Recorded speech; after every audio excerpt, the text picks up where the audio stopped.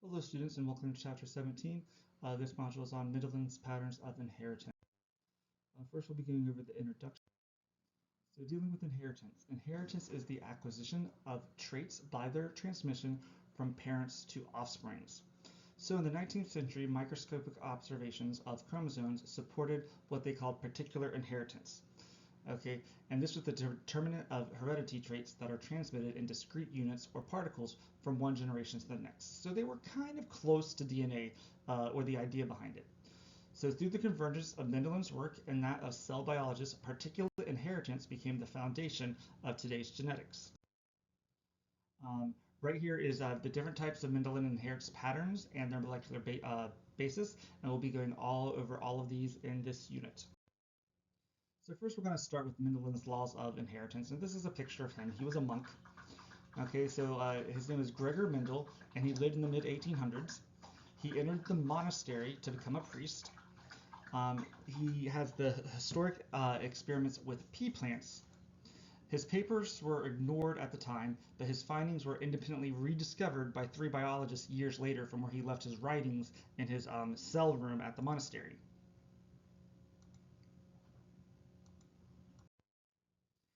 Okay, so we have this garden, pea garden. Okay, so there were several advantages to using these pea plants that he used to do this particular inheritance. Okay, they gave good genetic variation, they had self-fertilization, and they could also do hybridization. So dealing with that genetic variation part, many different variable characters, general features of an organism, appearance of seeds, pods, flowers, and stems, and this is what he concentrated on in his pea experiments. So Mendel followed 7 characteristics, each of which was found in 2 discrete variants. And that 2 discrete variants is really important. So he defined a trait as an identifiable characteristic of an organism, usually refers to a variant for a characteristic. For example, seed color is a character, yellow and green seed colors are traits. Okay, so these are some of the traits that he went. We have flower color, purple and white, position, seed color, seed shape, pod color, pod shape, and the height of the plant. So the other part here we have is self-fertilization. So the female gamete fertilized by male gamete from the same plant is self-fertilization in pea plants.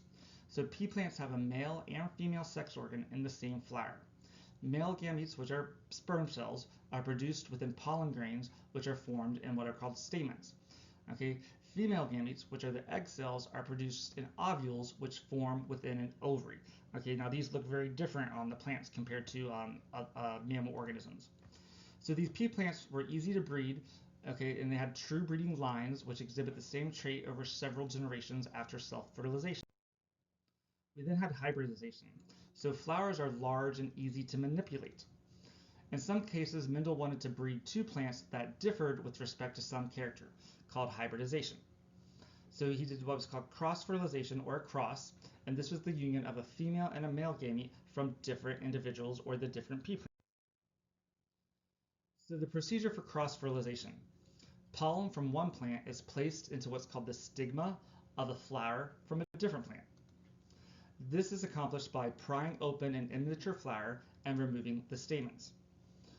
Then take the pollen from another flower's stamens and place on the stigma. Using this procedure, Mendel was able to make controlled crops. And here's just a diagram of what he actually did. We had to remove the stamens from the purple flower, transfer pollen from stamens of the white flower to the stigma of a purple flower, and that was what the cross-fertilization was. So here we have what's called a single factor cross. This is where the experimenter follows only a single trait. We have what's called the P generation, which are true breeding parents, so P for parents. We have the F1 generation. This is the offspring of the P cross. And these are called monohybrids if parents differ in one trait. We then have the F2 generation. This is where F1 self-fertilizes and recessive traits start to appear in the flower line. So single factor cross plant height. So in this example, Mendel followed the tall and dwarf variants for height. So he crossed true breeding tall and a dwarf plant. All were in F1 generation were tall. This allowed the F1 generation to self-fertilize. The dwarf trait reappeared in the F2 generation, and 3/4 of the plants were tall, and 1/4 of the plants were dwarf. Now this starts sounding a little bit familiar. This is where we're going to get into those nice little Punnett squares. Okay, so this is data that he got for all 7 traits over the years that he actually did this pea plant. So Mendel's 3 important ideas that he came up with these. Okay, traits are dominant and recessive. That's really important. The dominant variant is displayed in hybrids. The recessive variant is masked by the dominant. Genes and alleles, particulate mechanisms of inheritance. His unit factors are genes. He just called them unit factors. He didn't know that they were genes yet. Every individual has 2 genes for a character. A gene has 2 variant forms or 2 alleles. And then 3, the segregation of alleles. So 2 copies of a gene carried by an F1 plant or a segregant, which means separate from each other, so that each sperm or egg carries only 1 allele. The F2 traits follow approximately a 3-to-1 ratio based on the combination of alleles from the F1. Now I know this sounds confusing, okay, but once we start doing the Punnett squares, it'll make much more sense. So we have Mendel's law of segregation. Okay, the 2 alleles of a gene segregate from each other during the process that gives rise to gametes, so every gamete receives only 1 allele. Okay, so here we have this segregation and fertilization. Okay, and this should start looking a little bit familiar to you. Okay, so this is what's introducing us to Punnett squares. So first we have to know what the differences between a genotype and a phenotype. A genotype is the genetic composition of an individual. Okay, so here we have capital T, capital T. This is homozygous because capital T and capital T are the same. These are 2 identical alleles, and this trait is going to be dominant, okay, because it has 2 capital T's. We have lowercase t, or little t. This is also homozygous, but it's homozygous recessive because they're both small t's. We then have capital T, and this is called heterozygous because they're 2 different alleles. Much like a heterosexual has a male couple has a male and female couple, the capital T and lowercase t are different, so they're heterozygous. We then have a phenotype. This is the physical or behavioral characteristics that are the result of the gene expression. So the capital T and the capital T lowercase t are tall, where the lowercase t is a dwarf. And this brings us to the Punnett square. Okay, so this is the common way to predict the outcome of simple genetic crosses. And hopefully you did many of these in high school. So if you didn't or don't remember, here are the following steps. Step 1, write down the genotypes of the parents. So here we're going to say a male parent is capital T, and a female parent is capital T, t. Step 2, write down the possible gametes that each parent can make. So for the male parent, we have capital T or lowercase t. For the female parent, we have capital T or little t. Step 3, create an empty Punnett square. And this is what a Punnett square looks like. Okay, it's basically a 4 square. Okay, and we put the capital, for the male gamete, we put the capital T lowercase t on the top, and for the female gamete, we put the capital T lowercase t on the side. Step 4, fill in those possible genotypes. So here we have this possible genotypes. Basically, we're just taking the capital T together, capital T and little t, capital T and little t, and the little t and little t. So we have what we call a phenotype ratio of the tall of the dwarf of a 3-to-1 ratio. So step 5 determines that relative proportions of genotypes and phenotypes. And the genotype ratio is capital T, little t, so that's a 1-to-1 ratio. So we have a test cross. A dwarf pea plant must be little t. A tall pea plant could be either capital T, or capital T lowercase t. So genotype must be determined by a test cross. Cross the unknown individual, which is the capital T or lowercase t, capital T lowercase t, to a homozygous recessive individual, lowercase t. If some offsprings are dwarfs, the unknown individual must have been a capital T, little t. If all offspring are tall, unknown individual was capital T. Now this will make sense when we go and do our Punnett square practice. But here we can go ahead and see a test cross in diagram form.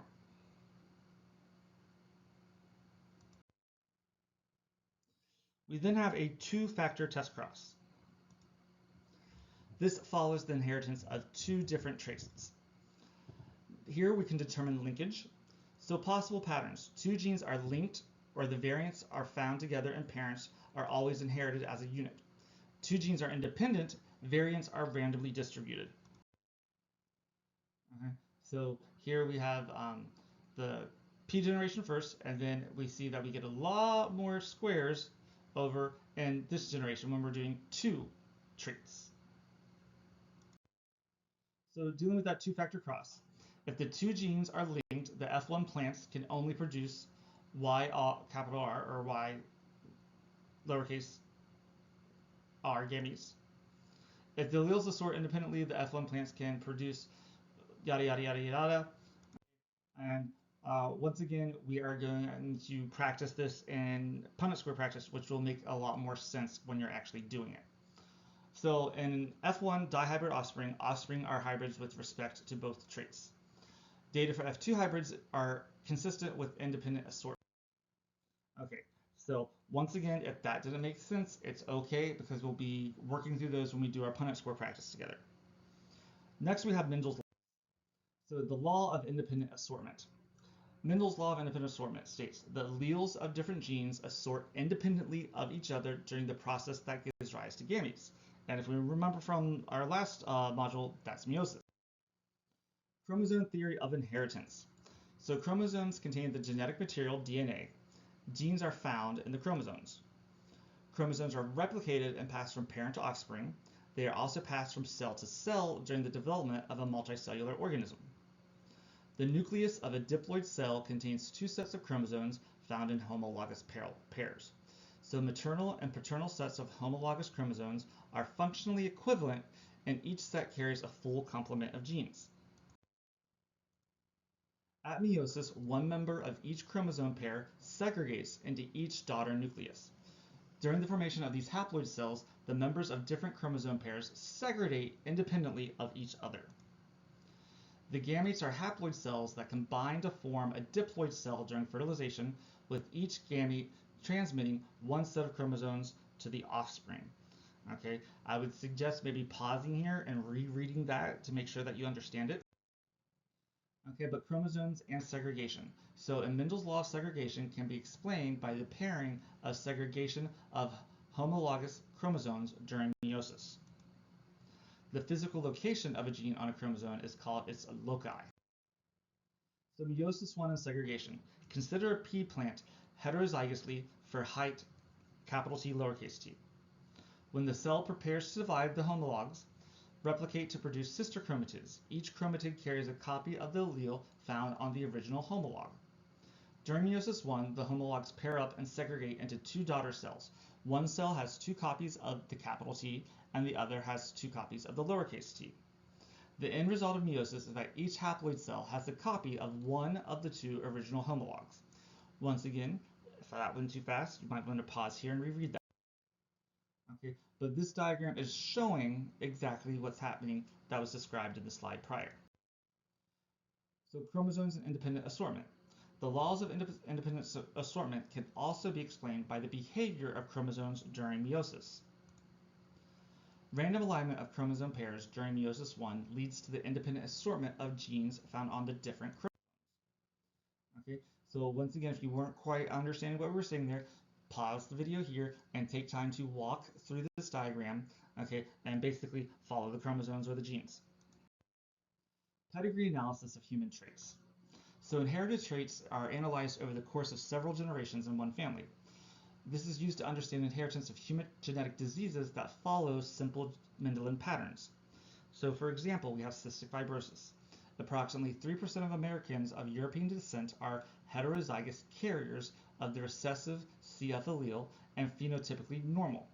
Individuals who are homozygously exhibit disease symptoms. So this is when someone's saying, oh, they're a carrier of the disease. Okay, they're not showing it, but they are able to pass it on. Okay, so here we have the example of a pedigree. So a family pedigree for cystic fibrosis, which is a recessive trait. Okay, so we can see over here, once again, pause the video and read what the little circles mean, what the squares mean, what the signs mean, and you can follow that recessive trait. Okay, disease genes can be recessive or dominant, autosomal, or called sex-linked. So many of the alleles causing human genetic diseases are recessive, like cystic fibrosis. But some are dominant, like Huntington's disease. Huntington's disease has an autosomal dominant inheritance pattern. Most human genes are found on autosomes, which are the same in both sexes. Disease genes can also be found on the sex chromosomes. Okay, so this is a pedigree for a dominant trait. So if we have a family pedigree for Huntington's disease, which is an autosomal dominant trait. Okay, so I would take the time to pause the video now and follow the autosomal trait, okay, going through this family. Sex chromosomes and X-linked inheritance patterns. So dealing with these sex chromosomes, they are distinctive pair of chromosomes that are different in males and females. They determine the sex of the individual, and they're found in most but not all species with two sexes.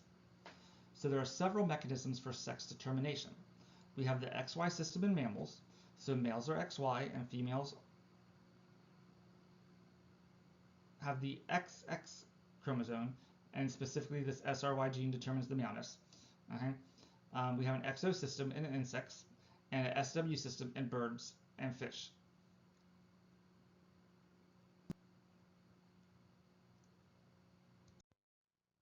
So the different mechanisms of sex determination. Now, all chromosomal mechanisms involve sex chromosomes. Bees are haplodiploid, male is a haploid, and the female is a diploid. Okay, other mechanisms also exist. So sex is controlled by environment, temperature, and some reptiles and fish. And with plants, some have a single type of plant making male and female gametophytes. Others have sexually distinct plants making male or female gametophytes only. Okay, and this is just showing what it means, okay, by those X and XYs and so on and so forth. But more importantly, we're moving on to those X-linked traits. So in humans, the X chromosome is larger and carries more genes than the Y chromosome. Genes found on the X but not the Y are X-linked genes. Sex-linked genes are found in one sex chromosome but not the other.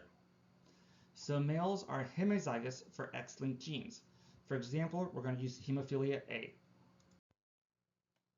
Okay, so with this hemophilia A, it follows on that X chromosome, okay, and men have the Y, so it's not going to be on this one. Okay, so if they happen to be the female happens to be a carrier, okay, if we follow the Punnett square here, we have an unaffected female, we have one that can be a carrier, we have an unaffected male, and the male cannot be a carrier. The male's going to have hemophilia.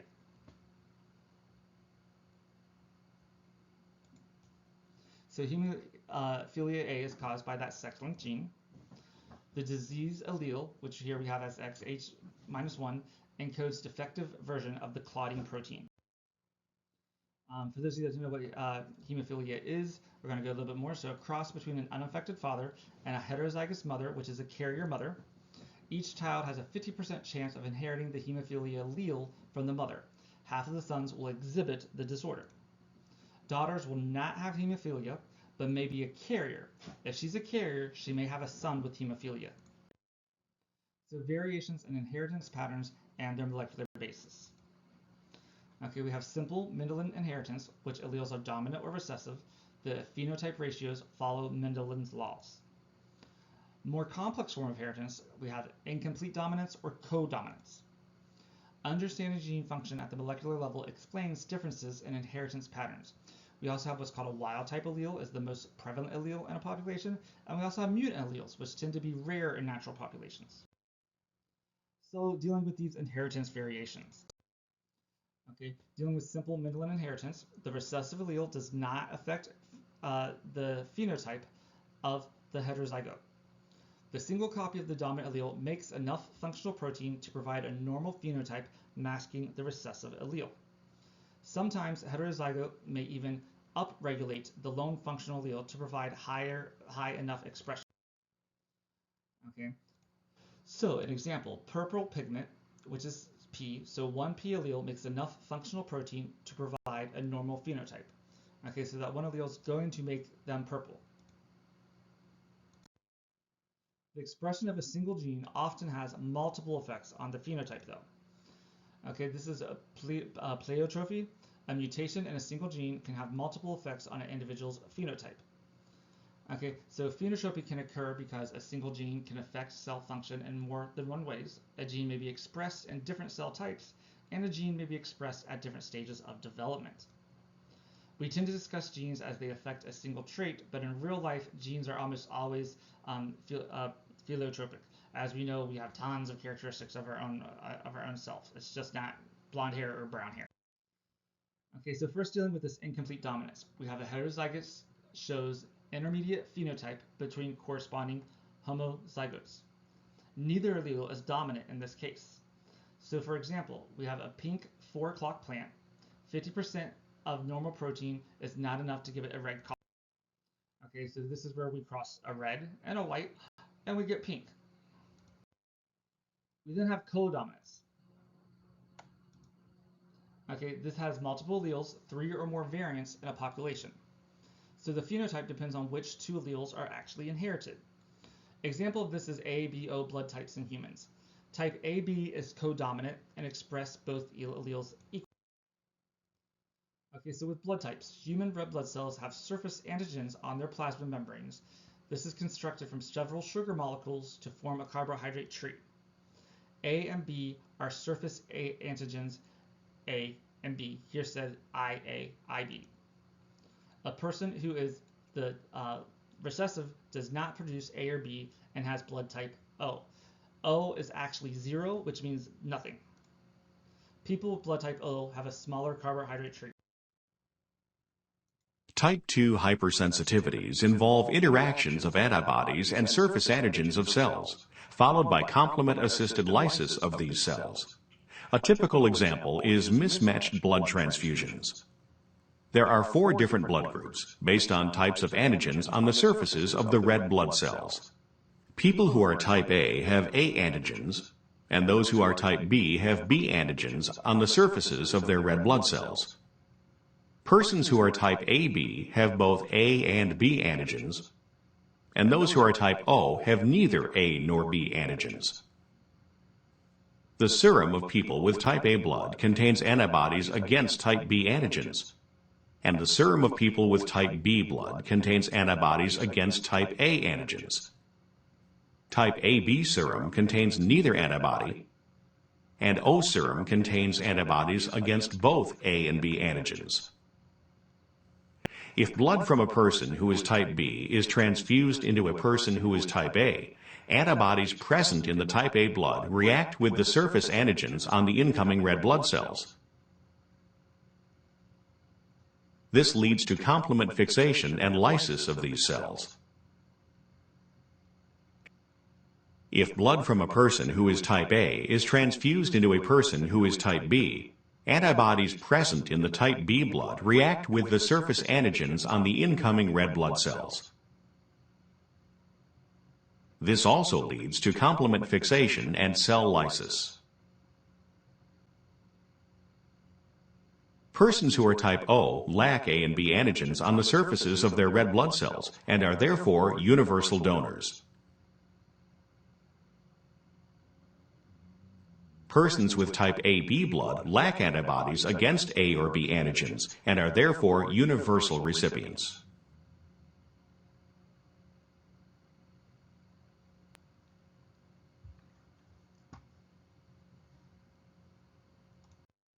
Okay, and that video explained things really nicely. Right here is just showing an overview diagram of what the video explained. So dealing with the role of the environment. The environment plays a vital role in phenotype. Genotype provides the plan to create a phenotype. The environment provides nutrients and energy to carry out that plan. So the norm of reaction, the phenotype range that individuals with a particular genotype exhibit under differing environmental conditions.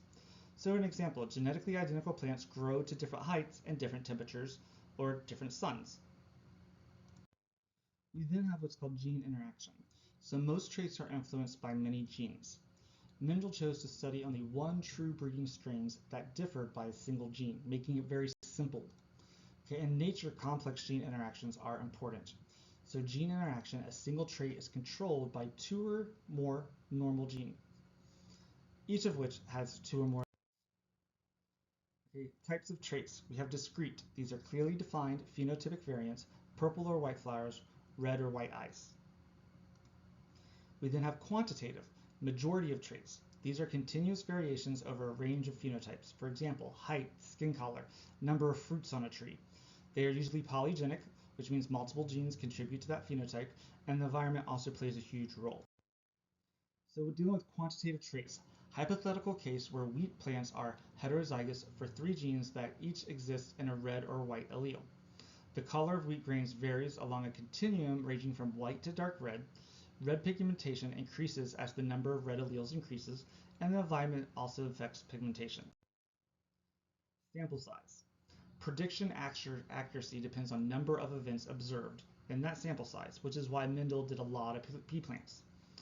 So, random sampling error, deviation between observed and expected outcome. Large samples have smaller sampling error. So, next we're going to be opening up the Punnett square practice, okay, and doing that on your own with explanation. You're going to have to pause the video probably a lot, but if you have any questions when you do that, let me know. But other than that, good luck on this week's module.